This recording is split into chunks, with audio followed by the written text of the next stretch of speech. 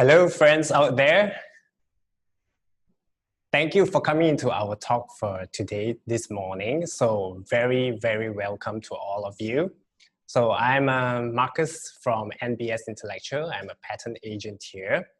So Malaysia is once again entering work from home mode because of the spike in the COVID cases. So we're asked to work from home. But here I am right now to share with you as scheduled our talk entitled, what is the meaning of new for patents? New, yeah? So tune in. Okay, without further ado, let us begin with our talk. So can our friends out there, can you hear me and see me? Yeah, if you can, please leave a comment, good, or show the thumbs up.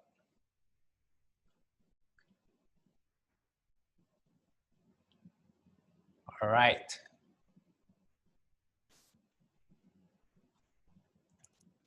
Okay, let me share my screen here.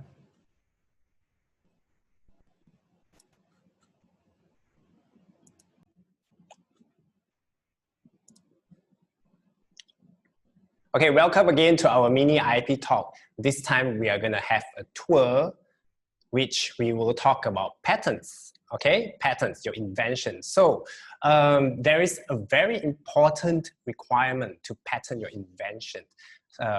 What is it? Novelty, yeah? Novelty means new, being new in the world. So what is the meaning of new for patents? So before we begin, share this to your friends. If you have any friends who are interested and they have not been able to register for the talk on time, so send them this QR code, okay, so they can join us on our Facebook Live at NBSMY, or if they would like to join our Zoom meeting for a more interactive session, Zoom webinar, yeah? Share them this webinar ID, 967-6491-0687, and also the password 792481, so they can join us on our Zoom webinar or Facebook Live now, right now. Quickly do it. Ten, 9, 8, 7, 6, 5, 4, 3, 2, 1. Hooray! Well done to all of you who have shared this page to your friends, yeah? So I'm anticipating more audience to come into the talk, yeah? So, okay, what I will be sharing this morning, okay, it's 11 a.m., 11:05 around that in Malaysia now. I will talk about what is a patent first. For all of you out there who do not know what a patent is, I will share with you what is a patent, okay? What are the requirements of a patent? And then I will zoom into the novelty requirement, which is the main focus of our talk this morning, how to obtain it, and also the time issues that are involved, yeah? So, a brief run through what is a patent. So people always confuse with the term copyright, trademark, patent. I would like to copyright my invention, you know, I would like to, you know, patent my logo, yeah? So let me clarify right here. A patent is for invention, you know, reka cipta, fa ming, okay? So if you have invented something that is a solution to any existing problem, okay, solve something to do something, it has technical function, then it is considered something that you invented, so you can patent that. So what is considered an invention? If you come up with a new shape or structure of something, all right, to do something, the shape and structure perform a task, okay, to solve a problem technically, then you can patent the shape or the structure of the invention. Even chemical composition can be patented as long as the composition is new, all right? And chemically, it does something to solve a problem. It has an effect. Or if you have a process or a method to do something in a new way, you know, to solve a problem, no, or to use something, a new method to use something, then you can also patent it. All right, but you need to know that patent does not protect the beauty of a product. That is aesthetic appearance. Aesthetic appearance is protected instead by an industrial design. Okay, but bearing in mind, in some countries, they call industrial design as a design patent under the patent law, yeah? But what I'm talking about here is about utility patents, okay? That protects the technical function, not the beauty of the product, all right? And patent does not also protect the logo or brand, okay? Patent doesn't protect iPad, it doesn't protect Samsung, it doesn't protect the name Uber, but it protects, for example, you know, the 4G technology behind it, the calculation method for finding passengers and drivers behind it, yeah? So those are protected by patent instead of the logo, yeah? And patent does not also protect artistic work like music, drama. Those are protected by copyright, yeah? So don't be confused anymore, okay? So let us move further. So what is a patent? Again, let's look at the example. Okay, this is our local inventor, a Malaysian. He invented something mechanical, although it is a plastic material. Okay, I like to share this. I recycled this from my previous talk because it's simple and easy to understand. He came out with this soft-boiled egg maker where you put in hot water and the water is adjusted to flow at the right timing, to drain out at the right timing, and at the same time you get a soft-boiled egg, yeah? So things as simple as this is also patentable. And we look at this liquid paper invented by Betty Graham, yeah, back very long time ago. Liquid paper used to look like this. So what Betty invented is the chemical composition, all right, that is white in color, it covers the text, and it dries out quickly, so you can quickly write on top, yeah? This is the new version of liquid paper, like a pen. You can quickly draw, you know, and make a mark on your mistakes, yeah? Chemical composition, mechanical stuff, right? Also software, okay? Software, I'm not talking about the interface, like Grab, Uber, you know, for cars, and then there go for motorcycle, predominantly. I'm not talking about the interface, but the system that is running behind it, all right? The flow of the programs behind it that gives you the function that you use on your app. Those are patentable, yeah? And bearing in mind, Grab, Uber, Dago, each of them, they look similar, you know, the function is pretty similar. They perform, they give you similar stuff, but what is different is what they're doing at the back behind, how they calculate stuff, how things are arranged in sequence. So each of them have their own sets of patterns, all right, behind their technology. So these, they have function, solution, right? This is one of our clients, and he's quite proud to have obtained a patent in Australia, Malaysia, yeah? So he's advertised it and marketed on his product, construction bonding material. It's a construction bonding material. So he advertised it on the newspaper, how happy he is to have his technology behind his bonding product to be patented. So he put it on the newspaper as a marketing. Right, this is just for sharing. Right, so now you are clear what a patent is, yeah? An invention having a solution to some problem, having technical functionalities.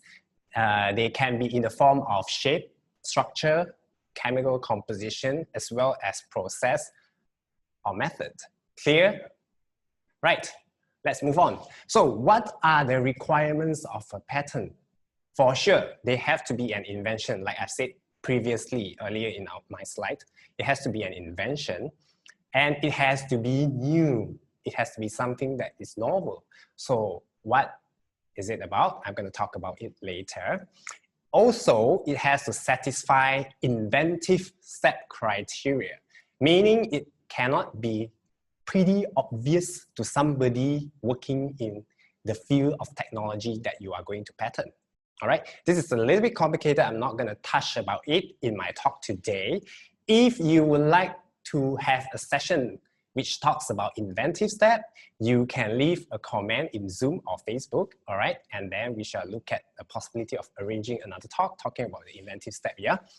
And lastly, it also needs to satisfy the criteria of industrial applicability, meaning it has to be produced, be capable of being produced and used in the industry, yeah? This is a pretty easy criteria to satisfy unless it is something that is unbelievable in science, you know, something like time machine or perpetual motion machine, where, you know, it's hard to, you know, someone hasn't actually achieved it right now at the moment, yeah?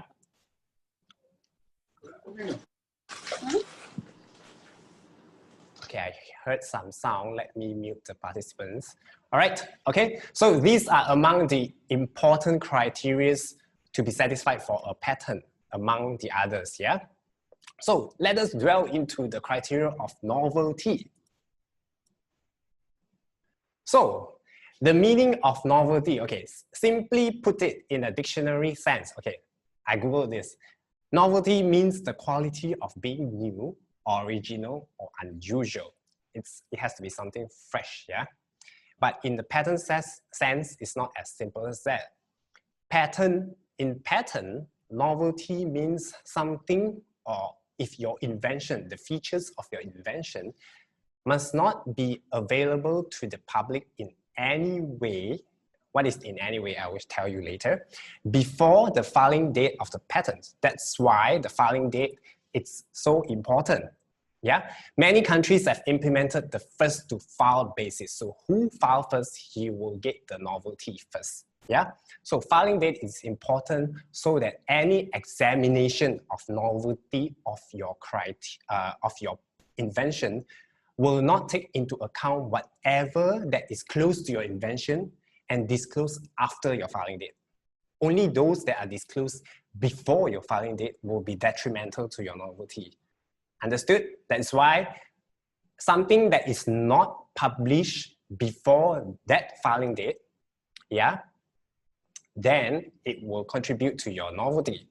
Yeah. So to be more specific, it is usually not new. A patent, yeah, okay, your invention is usually not new in one country if a similar prior art, okay, something that is similar to your invention is found in another country, yeah, or in any language. It could be Chinese, it could be Italian, French, Spanish, or Indian, or whatnot, at any period of time before your filing date.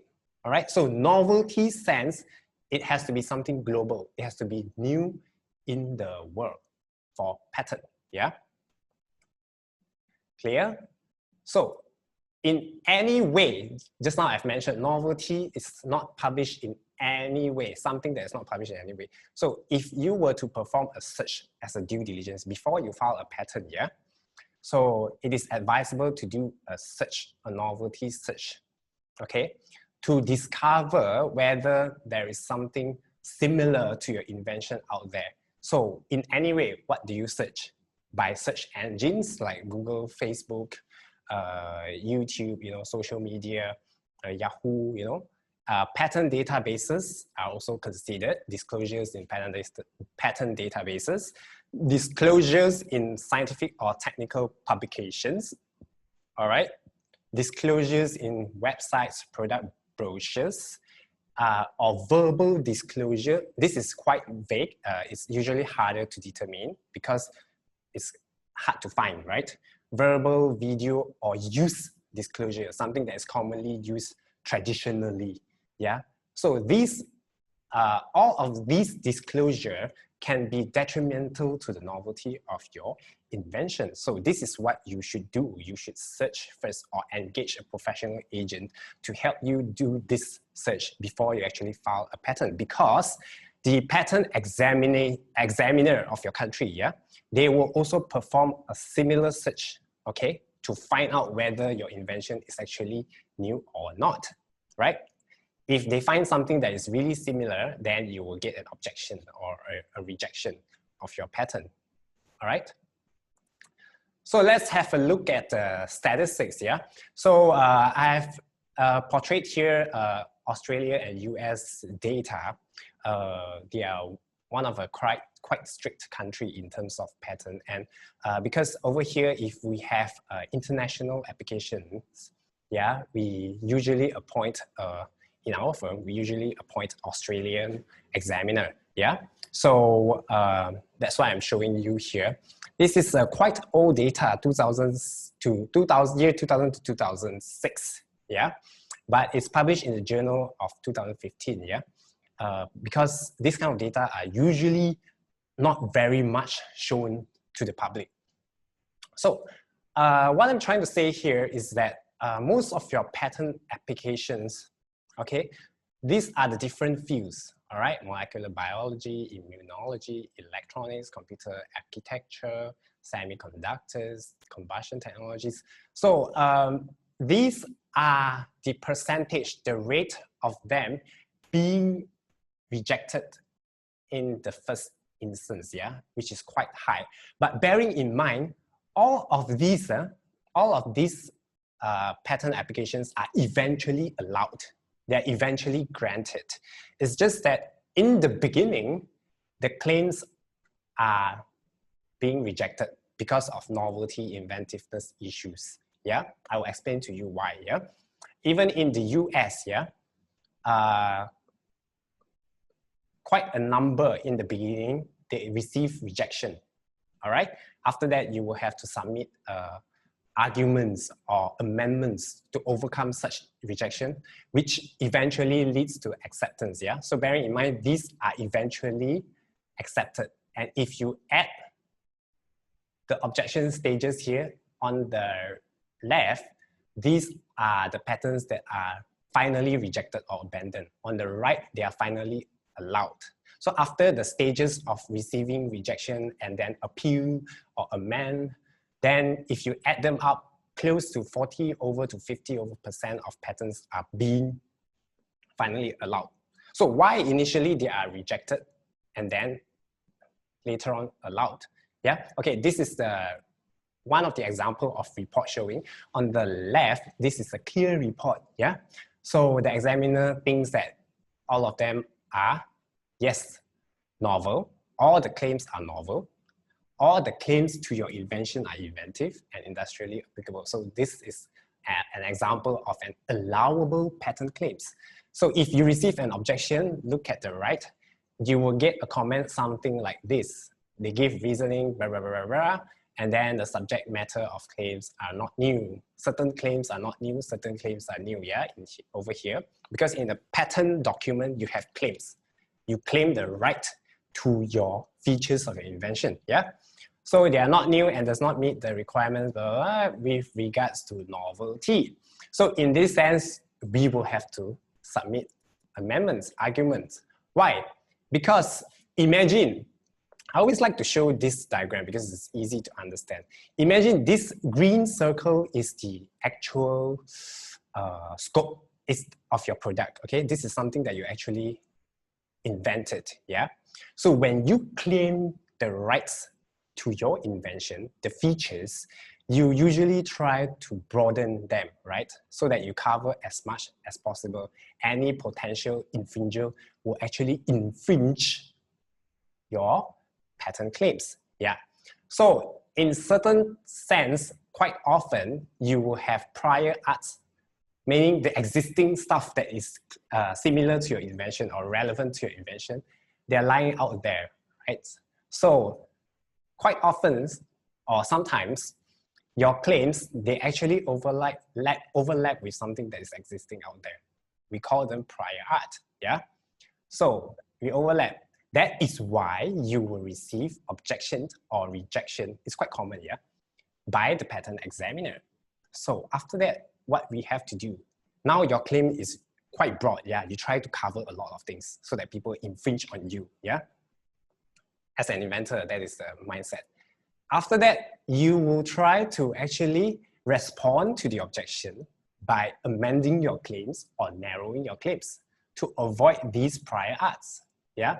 Because these prior arts will make your claim not new. So now that you have narrowed it down, yeah, and avoid the claims, your claims, avoid the prior arts, your claims, your invention features are now new and allowable, right? All right, so this is what you do to actually get your claims passed by the patent examiner, or what we call novel and inventive, yeah? So what exactly is novelty, to be specific? Do you have to come up with something like the Albert Einstein, something rocket science, something that is difficult to understand? Not really, okay? Do you have to come up with a breakthrough of something that is totally different or totally new, like the time machine, you know, like a new satellite? Not really, okay? So what is it about? Okay, let me show you an example, yeah? I've always liked to use this when I explain to my clients, okay? For example, if you have an invention having features A, B, C, D, E, okay? Let's say you invented something. They have features A, features B, features C, D, E, yeah? If you compare to prior art 1, prior art is something that is existing, yeah? It can be a patent document, it can be a website disclosure, it can be a product brochure. They have this prior art, it has feature A, B, C. All right, similar, right? Feature A, B, C. But you have D and E, you have something more than this prior art, okay? So your invention is new compared to this prior art 1. Okay, let's look at prior art 2.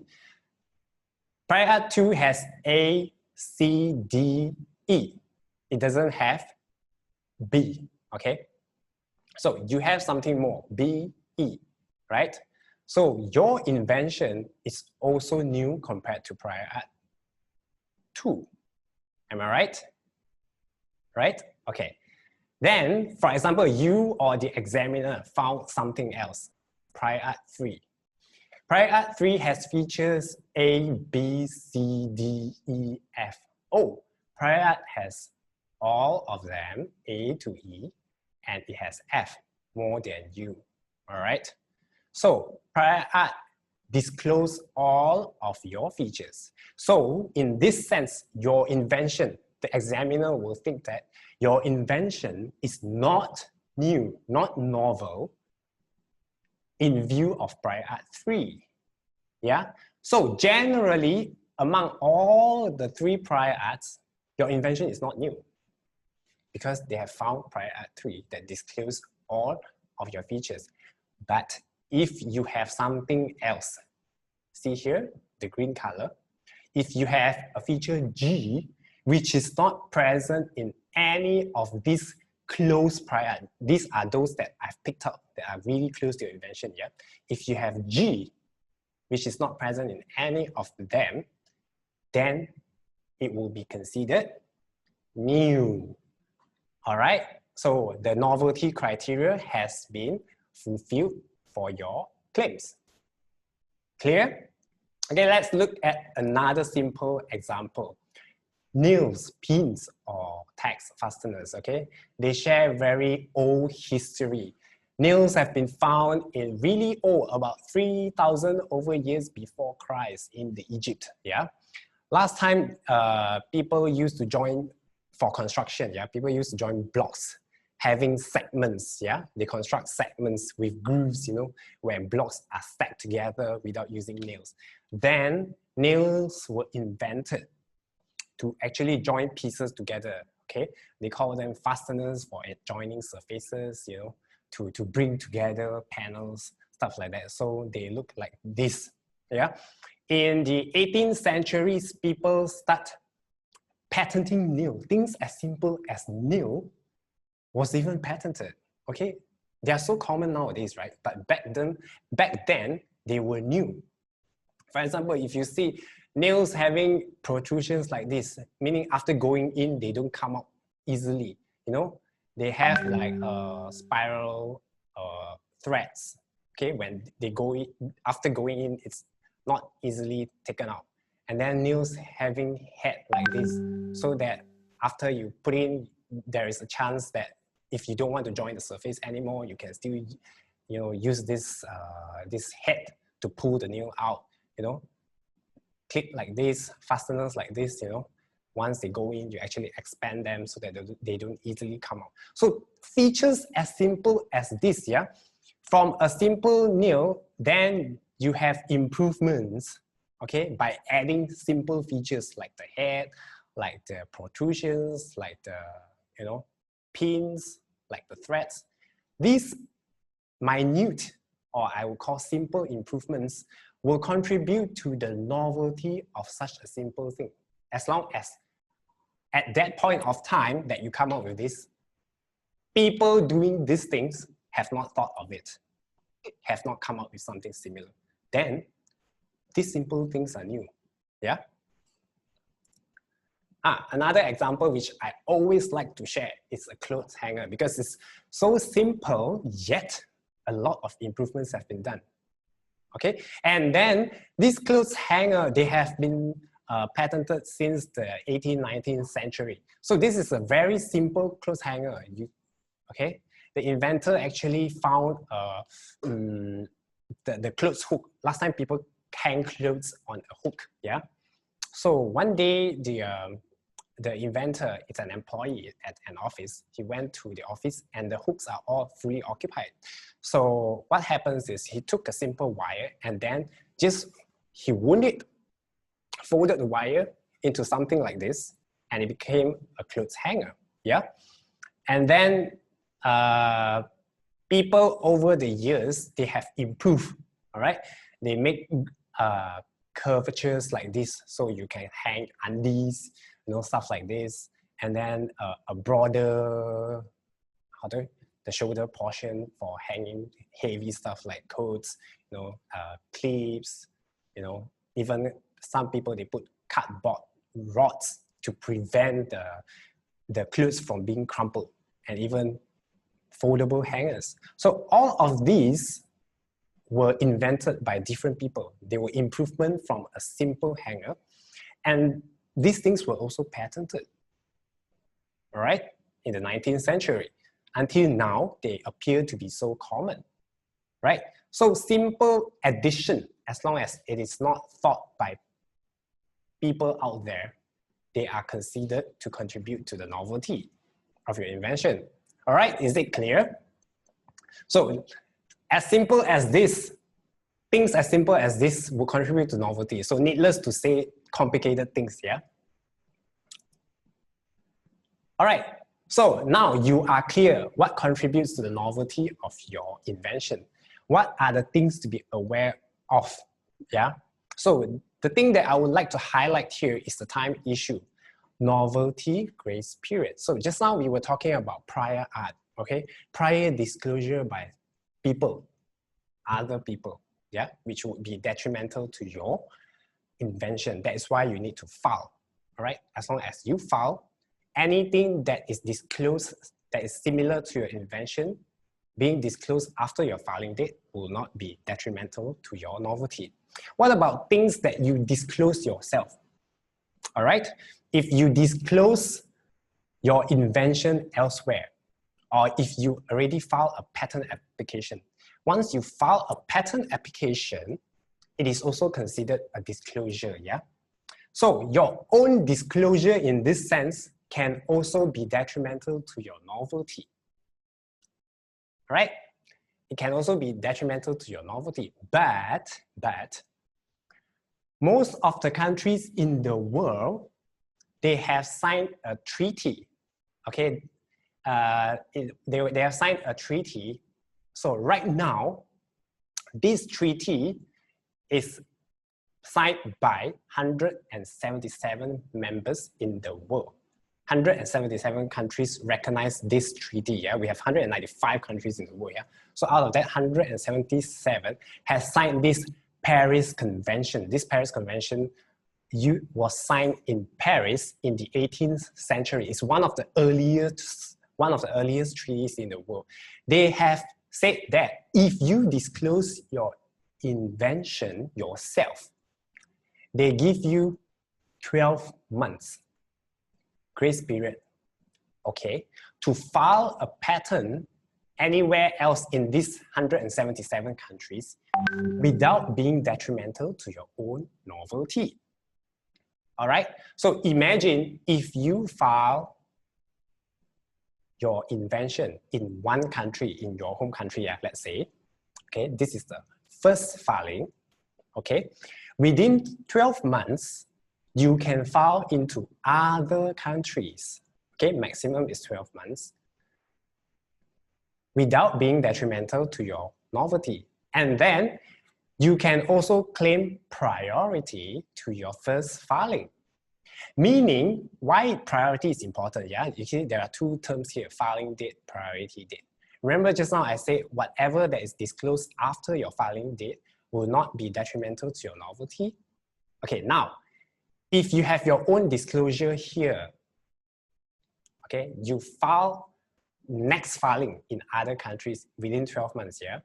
You can claim priority to your first filing that is dated here, right?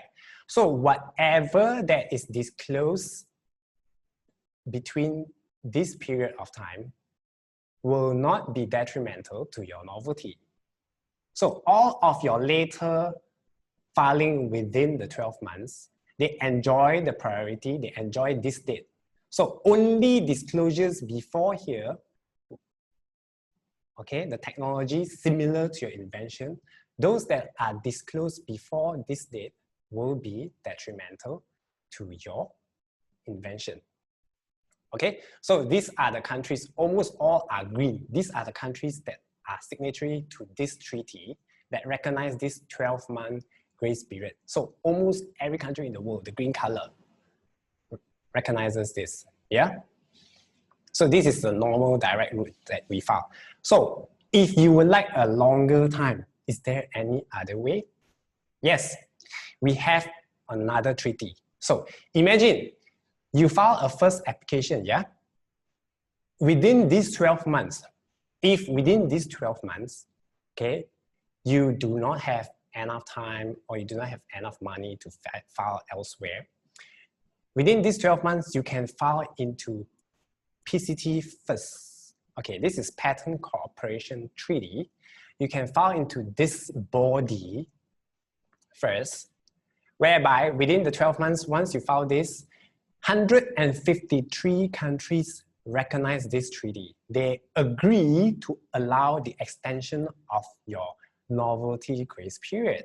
So once you have filed into PCT, okay, whatever that is disclosed between your first filing, the one that you claim priority, until the 30 months. Now, PCT gives you 30 months to file into other countries instead, yeah, instead of 12 months. So whatever that is disclosed here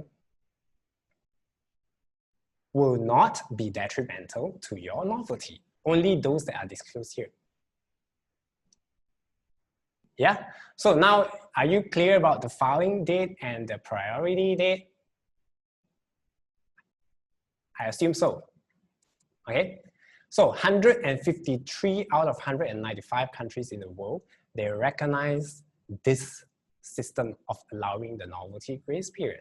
And PCT is an examining body, yeah, it's not an international patent. Paris or PCT, they are not international patenting body. There is no patenting body whereby you can file in one place and enjoy it all over the world. You have to file into the individual states or countries that you want your invention to be protected. All right, so you have to be clear of this 12-month deadline and the 30 months deadline, depending on which route you are filing. Yeah, is it clear? All right, what other time issues you have to be aware of after filing? Okay, so you have to know that this is general knowledge. A patent, okay, that protects your invention, they are granted for 20 years from your filing date. 20 years maximum in most of the countries under those treaties just now, the two treaties, they give you 20 years of protection period. Only exemption that you may see longer than 20 years could be pharmaceutical products, pharmaceutical patents, because they take a very long time for clinical trials, yeah? So you may apply for extension, maybe up to 25 or 27 years for those kind of pharmaceutical products. And also you have to know that even though you enjoy 20 years of patent protection, you have to pay your renewal fee for your patents annually to keep them active, yeah? The renewal can be counted from the date of filing or the date of grant, depending on the countries you have them registered. So you need to seek advice from your agent in this sense, yeah? All right, so I've briefly covered what you need to know regarding the time issues of the patent. So I've come to the end of my talk. So now I would like to introduce to you a platform that is developed by us, okay? If you have a patent, and not just patent, if you have a trademark, industrial design, or copyright, okay, that you have filed or it has been granted, then you would like to sell them or license them. You can actually list them. It's like an Airbnb, but it's for intellectual property. It's for your patent, trademark, copyright, industrial design. If you like to sell, buy, or license, or even get them valued, you can list them on this website. Scan this QR code. It's called MiniPTALK, yeah? It's a listing website. Right now, it's available for free listing. Okay, you can list your stuff there or search for stuff there. Okay, visit this page, or you can like our social media sites, Facebook, Instagram, alias MiniPTALK, right? Okay, coming up next, after my talk, end of November, at the end of November, we have a talk to share with you regarding the intellectual property issues in Indochina. It's the end of November. We haven't actually published it. If you would like to join this talk, please follow our page at nbs.nbsmy, yeah, to keep getting updates on the next talk. It will be focusing on the IP trends and issues in Indochina. Where is Indochina? Cambodia, Laos, Vietnam. So one of our distinguished agents will deliver a talk on this, yeah? So I've come to the end of my talk. Any questions from the audience and from the floor?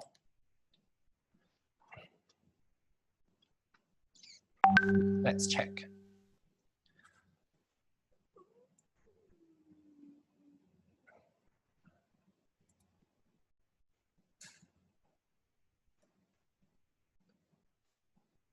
Okay, no questions.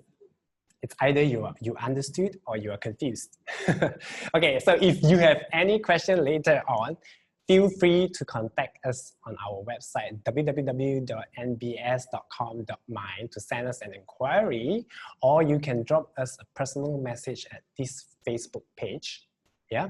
And we will be free and happy to reply to you as soon as possible, yeah? So thank you once again for attending my talk this morning. I hope you gain some knowledge and enjoy it, yeah?